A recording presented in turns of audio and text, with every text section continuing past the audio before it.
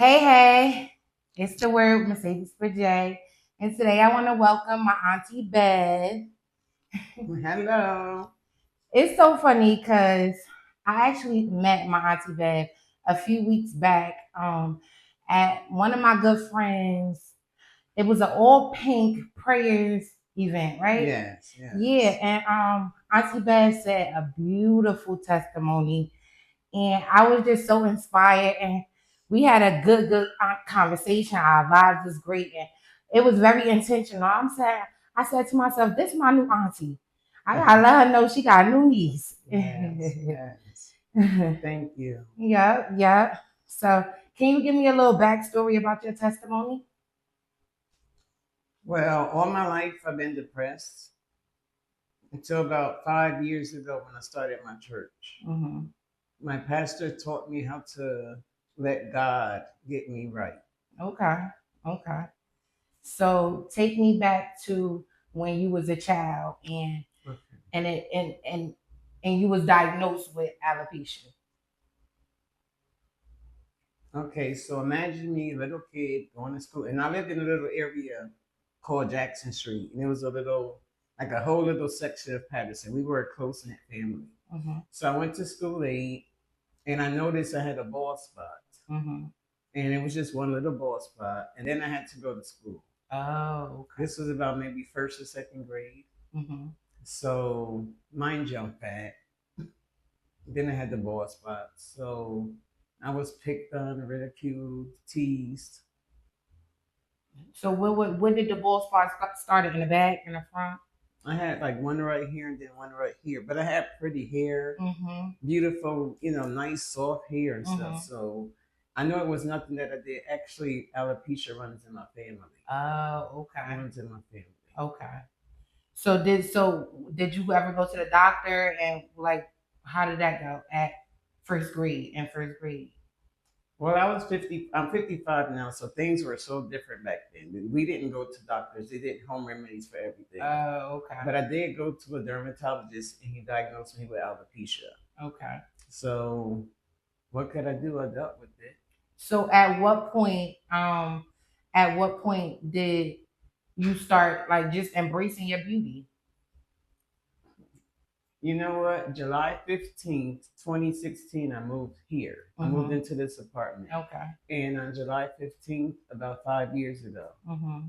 I said, you know what? I'm gonna leave this. I always kept my hair done. I mean, since I was young enough.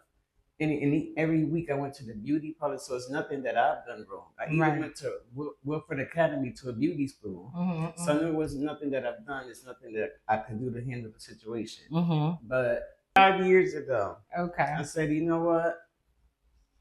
So I'm gonna just put this wig in the closet, and I'm coming outside. I'm tired of hiding it. Like I got enough courage and enough guts once again from church. mm-hmm. From church, I started my church before 2020, before COVID. Okay. So now it's 2016. So once again, he gave me the courage and you know what I mean, the guts. Reverend William Cash, I'm telling you, I just decided why hide it anymore. I'm coming out, and I came outside, and everybody was telling me how pretty I looked. I was Mm-hmm. prepared for the teasing and the Mm-hmm. jokes and out there, but I was prepared for it. I came outside ready, like like I had an armor suit. I was ready. Mm. But lo and behold, So how did you hide it? Like what was some like give me some examples of you, because you saying like I used to hide it. So what was some things that like how did you hide it? For a long time, how did like what did you wigs covers up. Let me tell you something. I had alopecia, honey, in the eighth grade. mm-hmm. Excuse me, the seventh grade. Mm-hmm. Curly kits were out back then, Mm-hmm. and I had to go to a store downtown and I had to buy a wig. Mm. And back then, curly kits were out. So my mother took me to the store. She asked me what type I wanted. I didn't know what to say. Once again, seventh grade. So I told her to pick what she wanted me to have. She picked this big curly kit wig. Mm-hmm. I wore it to school. Mm-hmm. I took my eighth grade pictures in the wig. And my dream was to graduate and just throw that wig down and say, my hair is back. Mm. You know what I mean? But my hair came back before that. So I didn't even wait for that graduation. I just wore my hair back. Mm-hmm. So that's what I'm saying. It's gone now. but it went before. So if it comes back, fine. If not, fine. I'm okay with it. Mm. Oh, so it once came back. Yes. Like the full It head came back? completely left, like it left now, like it's gone now. It completely left, and then it actually came back. So I'm like, I know there's a possibility if it comes back, but if not, fine. Okay. So how did it affect you emotionally? I believe that's where the depression started from being teased and people picking at me. So I didn't want to be around people. I guess I always was in my room with my music or taking pictures and putting them in the photo albums. It's rough when you see. Mind you, I'm a kid. I didn't even know. Oh, she got a ball spot. Like they called me ringworms. They called it everything. So I was older, and me having that wig, I looked like an adult. As a kid. As a kid, I was always, and of course, I'm 6 feet tall. So that alone, I'm not the size of a child. So I've learned those are the past days, and it hurts. And even thinking about them makes me teary eyed. Okay. And doing this, I didn't know how amazed, how happy it made me with my story. But when you get there, I have a story to tell about this. Okay. Okay. You open and share it. Okay. When I first decided to put the wig in the closet, I went because I said I don't have any hair. Make sure I have to have the eyebrow. So I used to wear eyeliner. Okay. So I went into the store and I saw this lady looking at me. And then she came to me and she says, "Oh my God, you look so beautiful." And I said, "Thank you." And she says that she has cancer and that she wanted to get chemo, but she was afraid of losing her hair or people seeing her without any hair. Okay. So I told her, I said, alopecia is something with hair. You know what I mean? It's not a life-threatening disease. Cancer is very serious. And I told her that I said, you're beautiful with or without hair. I said, look right there, all these wigs. So if you're afraid of your hair, so get your chemo to save your life. Right, right. Life is very, you have to love your life and that live was what you have, and you know what I mean? So I told her that. And then I saw, like, she's about the fifth person. Then I told that to, and one lady had it. She saw me with my bald head and how happy that I wasn't embarrassed or ashamed or any of that. So she told me that she had double breast cancer. Afraid of losing the hair. I said, you know what? Hair, it's not as important. Now it's important. But when you're not happy, you just have to learn how to live without it. That's right. And she went ahead and I told her, I inspired her. She came here like every week and I would talk to her and inspire her to go ahead and get That's it done. right. So she had to get both of her breasts removed. Her hair was removed. I mean, she lost her hair, of course. Then she got her breasts replaced. Lo and behold, her hair grew back. Wow, see? She came and showed me that her hair grew back. And she hugged me and she loved me and she said, I'm so thankful for you. I said, see, you guys don't realize here. Now I see a lot of us wearing our bald heads. So I'm not hiding it, especially now in summertime. And I sweat underneath the wig. So I need. But I swear, when I first saw you, and then when I saw you without the wig, I was like, wow, she looks so beautiful. Like, it just, like, your beauty just was like, I'm here. Like, seriously. Okay. So what do you think God like is gave you this testimony or gave you this just for what reason? To inspire, to like what you feel like is your reason behind this? Because I feel like God does all things for a purpose. You know what? God did this for me. He wanted me to do it. Look how perfect. I didn't know what people meant when they said, you know what, you're so beautiful. You have the perfect head for that. And I'm like, what did it mean? I'm like, okay, my head is round, like a perfect light bulb and stuff. So, it's not looped up or anything. So I said, you know what? I have the perfect head for it. And God gave me the courage for it. They said God does not put any more on you than you can bear. So once again, once I put that wig in the closet, you know what I mean? And it gave me the courage and I decided to just love it. You know what I mean? I love it. Okay. It's convenient for me. I can put a Mm-hmm. rag and wipe the sweat, and I'm good. Okay. Have you ever struggled with like feeling accepted or anything? Due to the alopecia. Yeah, and like friendship, relationship with like people in general. Due to No, because I'm the life of the party. I that's start the right. parties. I That's mean, right. here I am. Take me. I used to worry and cry. I'm not Okay. gonna lie. It used to bother me. I Okay. used to say maybe that's why I couldn't find a man, or that maybe a man was ashamed to be with me because I Mhm. had a bald head, and maybe he had a bald head, or um, maybe I couldn't. And this is from childhood still to this day. Mhm. Well, it used to be because it doesn't bother me anymore. Doesn't Okay. it's not a big deal for me anymore. I'm not gonna allow it to get me there. I'm in a Mhm. whole different level of my elevation status right now. Absolutely. I'm not even that's a whole different level, but it used to. But I said life is life, Mhm. and what God has for me is for me. Absolutely. So I wear it proudly.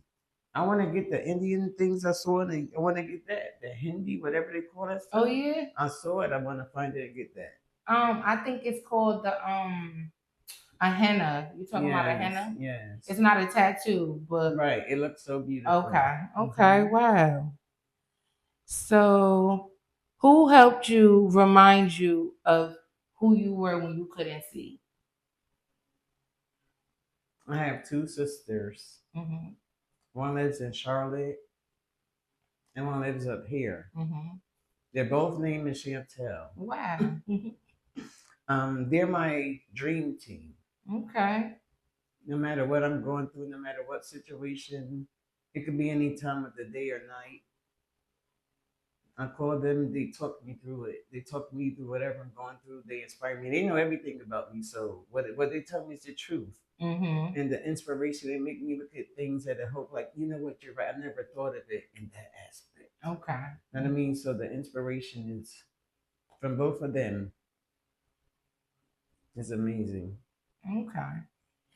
And if you can go back and talk to your younger self, what would you tell her? Get in school, stay Mhm. in school. Mhm. Get. I should have got a better wig. Don't Should do have got a that. better wig. Like Don't do that. Okay. So what if it was someone out there that just started dealing with alopecia and they lost their confidence, what could you tell them? What would you tell them? what I would say now.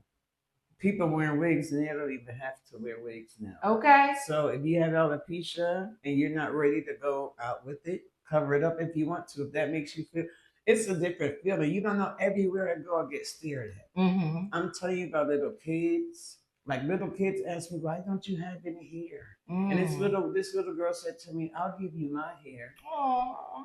And it was so heart wrenching, you know what I mean? But everywhere I go, I get stared at. Of course, I smile. I figure I'm 6 feet, here I come. Alopecia, 6 feet, here I come. So I'll smile at everyone. Mm-hmm. But I get a lot of staring. So Mm. it's so many, they don't have to, people wear wigs and they don't even have to wear a wig now. So Mm-hmm. it's not even a big deal, and they'll learn how to love themselves. And I've learned so many people That's have the it. biggest lesson I believe too. So many Cause people it's like we have it. all have yeah, and we all Right. have to love ourselves. And Right. I feel like we all got flaws. Like everybody got something within themselves that they don't like. Oh, I want to get my teeth fixed. Right. Oh, my hairline or Yeah. whatever. You know what I'm saying? My eyebrows or Yes. everybody have a flaw within themselves that they want to change. Right. Right. So, just learn to love yourself with God, who God made you to be. Yes. What do you feel? What does confidence mean to you? Hmm. I didn't have that much in my life. Always sad. You know what I mean? So, you know what? If people knew me, Mm-hmm. but when I'm in there crying all the time, they wouldn't believe it. I'm the one people come to, and I pray for everybody. Mm-hmm. And once again, back to my pastor. I'm sorry, but he taught me that I could pray for everybody too, and I could be a pastor as well. Mm-hmm. Mm-hmm. And when I see so many people going through things, I just grab them and I pray for them. So I'm the one who try to help people and motivate people. You know what I mean? And that's my confidence. I Okay. inspire no matter what the situation is.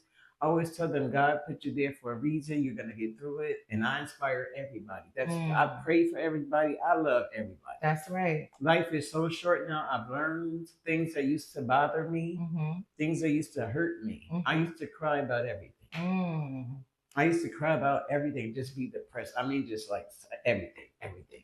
And I've learned that it's me, take it or leave it. that's right. Here I am, take it or leave it. And I like to have a good time. I just like to, even my music I play is like party music. I don't like to Mm-hmm. play sad, or my church music, you know what I mean? Mm-hmm. But I don't even like to play sad songs because it'll take me to times that hurt, you know what I mean? Yeah. Back in the day with the hurtful times. Yeah. But I love this space that you want. I came here, the energy in here is just like so uplifting. Like thank you. I'm coming to Auntie Bev's house. Yes, This come about to be my on. little Come my on. hangout. Auntie, I can come Yes. hang with Oh, you. yes. Oh, yes. Auntie be outside with the speaker. Auntie, hey.